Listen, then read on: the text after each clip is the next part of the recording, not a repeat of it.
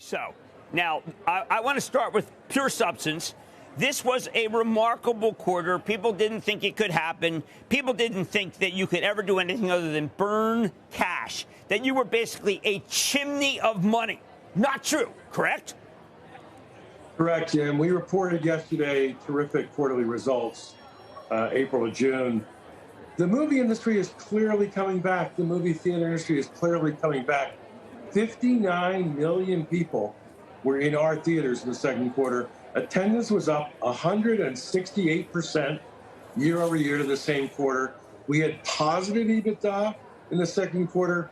Our EBITDA was more than $250 million stronger than it was last year. We are on a path to recovery. Maybe this horrible pandemic is something that one day we can all put in the rearview mirror. All right, well, Adam, I read this, and the first thing I said was, okay, I know why people aren't watching Netflix. They're going to AMC. There is a correlation, would you say, between people who just are sick of being at home and they want to go out and they want to see a movie and they go to AMC? Well, I do think, the bigger picture is I think streaming and theaters can coexist peacefully. You know, back a few years ago when Avengers Endgame was the biggest movie of all time, Netflix was in business. There were people streaming and there were people in our theaters. Fast forward, post-pandemic, I do all think that trapped in our houses and apartments for a year and a half, people learned in the pandemic, they want to get off the couch, they want to get out of the house, they want to do things, they want to be with people, be with friends. Going to a theater is a cheap date. Yeah, theaters have been central to the cultural fabric of the United States for a century, and we're a resilient industry. We're on our way back. They told me I was a cheap date at one point. All right, let's deal with this. Let's deal with the hairy ape. All right, so you've decided, somewhat chimerical, to give something special to shareholders, which includes a great deal of apes. But you know what? Other than the actual ticker, APE, Adam, to me it seemed very much like a stock split. Jim, it's almost exactly like a stock split, except for one technical difference.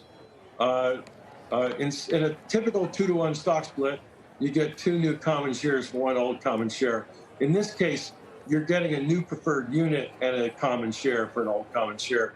But this is an extremely important development for our company. I cannot stress, one of the reasons why AMC survived the pandemic is because we raised over $2 billion of equity.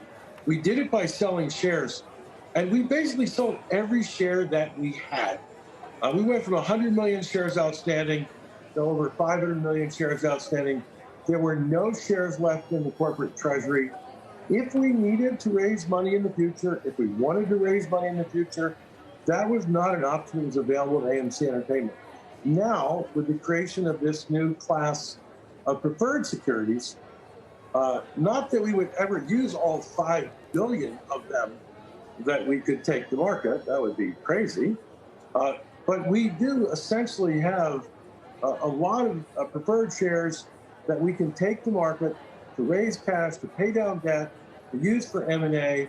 And the result of all that is this was a great announcement for AMC. It pretty much takes near-term survival completely off the table because if we were in a pinch, we could raise money. And anything that strengthens AMC is good for our shareholders, and it's bad to the people who wish us harm.